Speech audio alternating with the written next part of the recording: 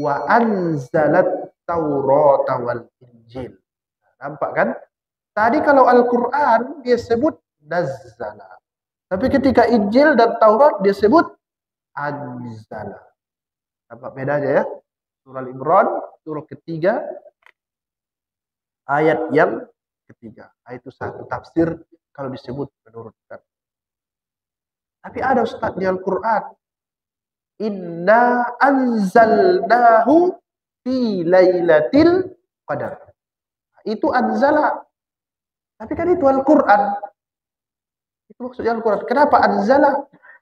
Kenapa tidak nazzala? Al-Quran itu turun 2 kali. Turun 2 kali. Yang pertama dari sisi Allah Subhanahu wa taala ke langit dunia. Namanya Baitul Izzah. Di mana itu? Tidak tahu. Tidak tahu. Dia sebut namanya langit dunia. Turun dari Allah ke langit dunia sekaligus. Kemudian turun dari Jibril ke Nabi Muhammad tidak sekaligus. Berangsur 2 kali. Ajaib Bapak Ibu sekalian. Itu di Al-Quran. Kata al-haya dengan al-maut sama jumlahnya. Haya artinya hidup. Maut artinya mati. Sama itu jumlah kalau dihitung. Padahal turunnya tadi sikit-sikit. Kok bisa ya? Luar biasa. Di Al-Quran panas dengan dingin sama jumlah kosakata. Berlawanan. Sama itu. Di Al-Quran kalau disebut huruf-hurufnya alif, lam, mim, pasti itu huruf-huruf yang terbanyak di ayat itu, di surah itu.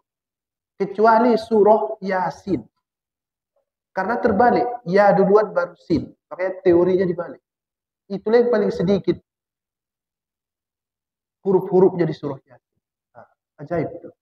Padahal turunnya tidak serentak. Namanya itu mukjizat Al-Quran.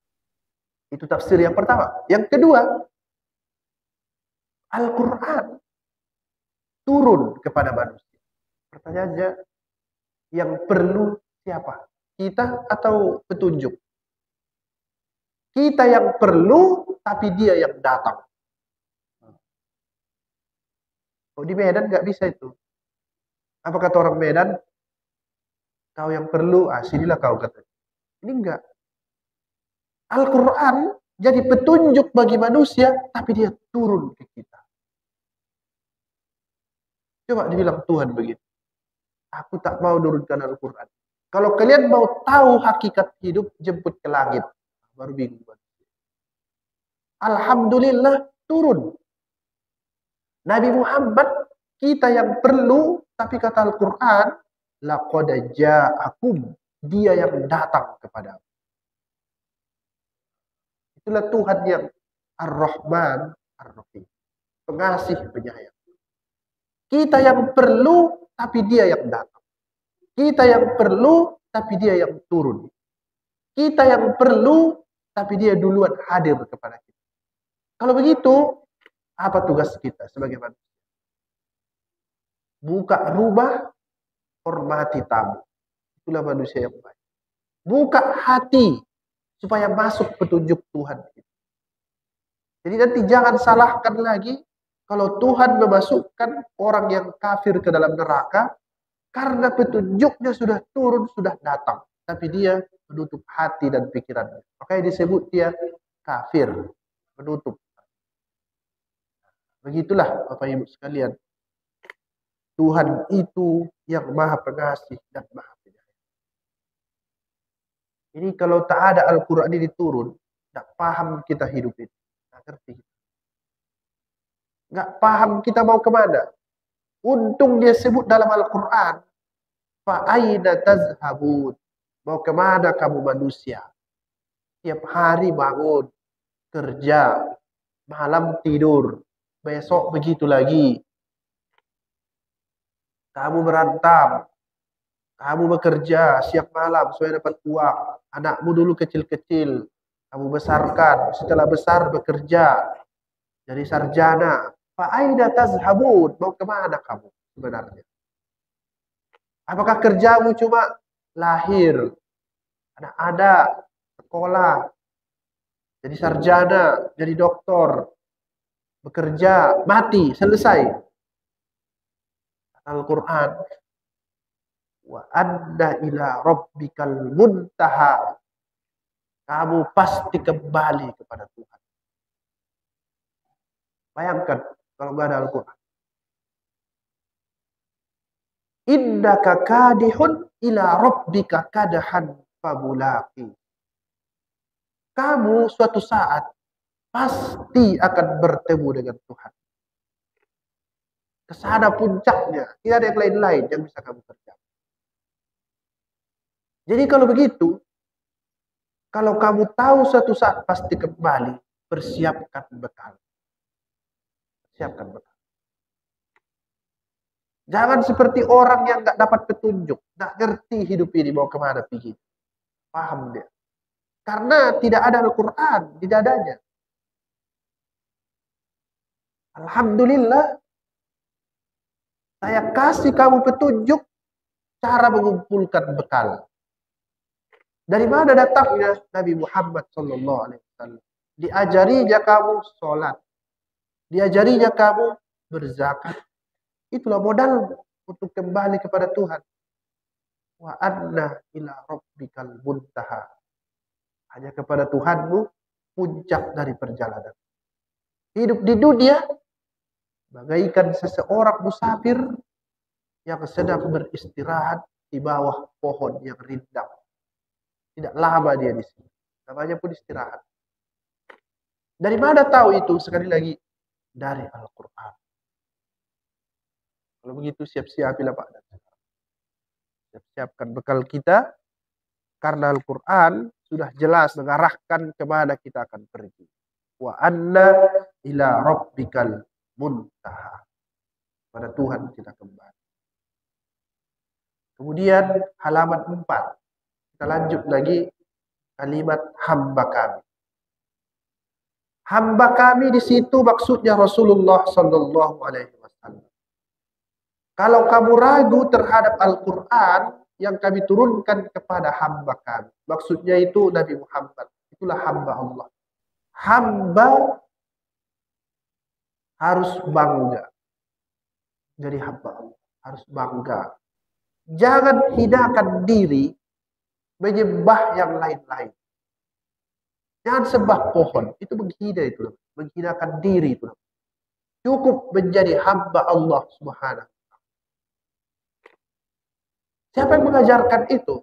Nabi Muhammad sallallahu alaihi wasallam. Iyyaka na'budu wa iyyaka. Bahkan Nabi pun melarang menyembah dirinya. Tidak boleh Nabi Muhammad disembah. Supaya apa? Manusia ini bebas, mudah menjalankan hidup. Menyembah Tuhan yang tidak punya kepentingan. Yang paling pahit dalam hidup ini, kita banyak kebutuhan sama orang lain. Banyak kebutuhan sama benda-benda. Percaya Bapak Ibu sekalian. Semakin banyak kita butuh sama seseorang, semakin mudah seseorang itu menghina kita. Itu rumus itu dalam hidup. Bisa dihindari itu. Laki-laki pun begitu. Kalau dia terlalu berharap sama seorang perempuan, pasti perempuan itu melecehkan dia. Itu dalam hidup ini. Nah, itu sebabnya di dalam agama hilangkan itu semua kepentingan. Hilangkan itu semua. Apa kata Al-Quran? Wa ma umiru illa liya'budullaha mukhlishina lahu-d-din. Manusia itu diperintah supaya murni hanya menyembah Allah Subhanahu wa taala. Kalau bisa konsisten dalam hati, mudah. Saya selalu sampaikan. Coba semua pekerjaan itu karena Allah Subhanahu wa taala. Gampang. Itu sebabnya Nabi Muhammad sallallahu alaihi wasallam, makhluk yang paling mulia tapi mau menggali paret.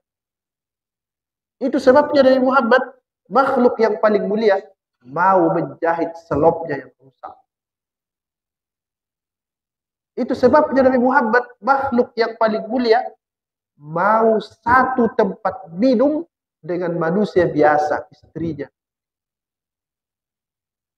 Karena dia bukan pandang manusia.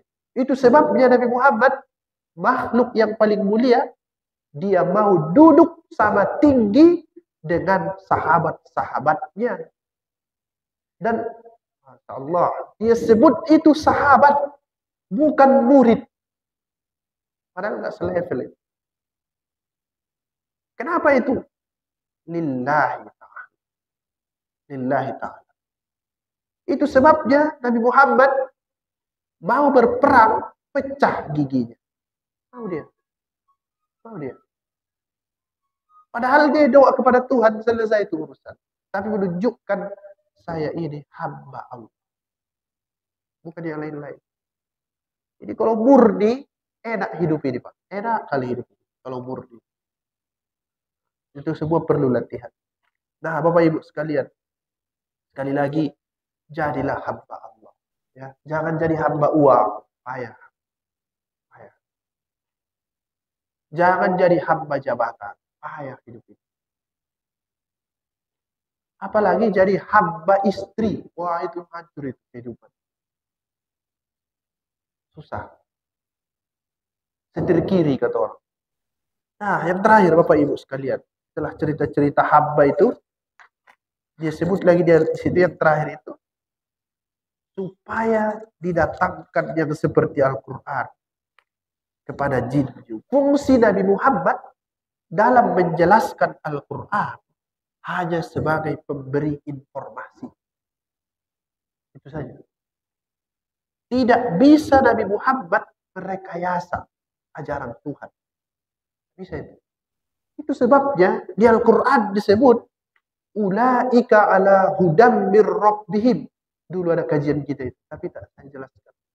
Mereka itu dapat petunjuk dari Tuhan mereka. Kita ini dapat petunjuk di hidup ini dari Tuhan. Bukan dari Nabi Muhammad semata. Tidak. Bahkan Nabi tidak bisa membuat sesuatu kalau tidak diizinkan Allah Subhanahu wa ta'ala. Memang betul, ati'ullah wa ati'ur rasul, ada ati'ullah wa rasul. Semua yang dilakukan Rasul itu pasti harus ada legitimasi dari Allah Subhanahu wa ta'ala. Bisa sembarangan. Nah, itu sebabnya sering saya bilang, Islam ini bukan berasal dari ustadz. Nah, tersinggung satu-satu, biar aja, nanti rekam aja. Islam ini bukan berasal dari doktor, nggak ada itu. Kalau dokter betul semua, nggak ada itu. Islam ini bukan berasal dari profesor, nggak ada itu. Islam ini bukan berasal dari kiai, bukan berasal dari habaib, nggak ada itu. Karena Nabi Muhammad pun tidak bisa begitu. Jadi kalau ada orang yang setiap hari kerjanya mengajak orang supaya ikut dia atas nama agama, pasti sesat ajarannya. Boleh itu. Cari-cari pengikut dia dalam beragama. Kata Al-Quran, ud'u ila sabili rabbik. Seru manusia itu ke jalan Tuhan. Jangan seru orang ke jalanmu. Kesalahan nanti. Salah-salahan. Iya kan? Nah, di jalan Tuhan. Itu ada ayat Al-Quran. Di belakang. Lihat ya Bapak Ibu sekalian. Tegas itu.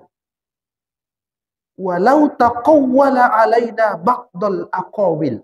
Katanya. Sekiranya Nabi Muhammad itu mengada-ngadakan sebagian saja perkataan atas nama kami, direkayasanya ajaran Islam ini. Nabi Muhammad ini bukan ustaz-ustaz tadi ya, Nabi Muhammad langsung. Apa kata Al-Quran? La akhazna binhu bil yamin. Kami benar-benar menyiksanya dengan penuh kekuatan. Itu Nabi itu. Nah, enak kan beragama ini? Nggak perlu kultus sana, kultus sini, suka sana, suka. Nggak perlu itu. Perlu. Itulah yang bahaya itu. Jadi Islam ini tidak bisa direkayasa.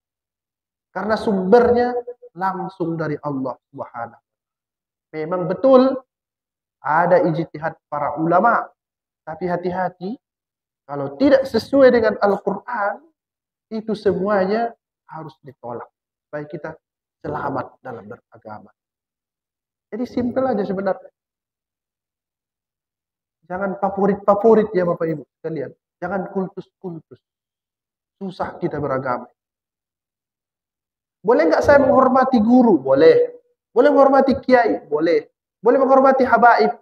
Boleh. Tapi hati-hati. Kalau sudah sampai nanti hal yang melanggar, kembali ke sini. Kembali ke sini. Nah, manusia ini, dia berubah-berubah pikirannya. Setiap detik. Bisa lari ke sana, lari ke sini. Segala macam. Tergantung keadaan. Nah, alhamdulillah, ada Al-Quran yang menjadi panduan kita. Bahwa Islam, petunjuknya dari Allah Subhanahu wa Ta'ala. Terima kasih. Assalamualaikum warahmatullahi wabarakatuh.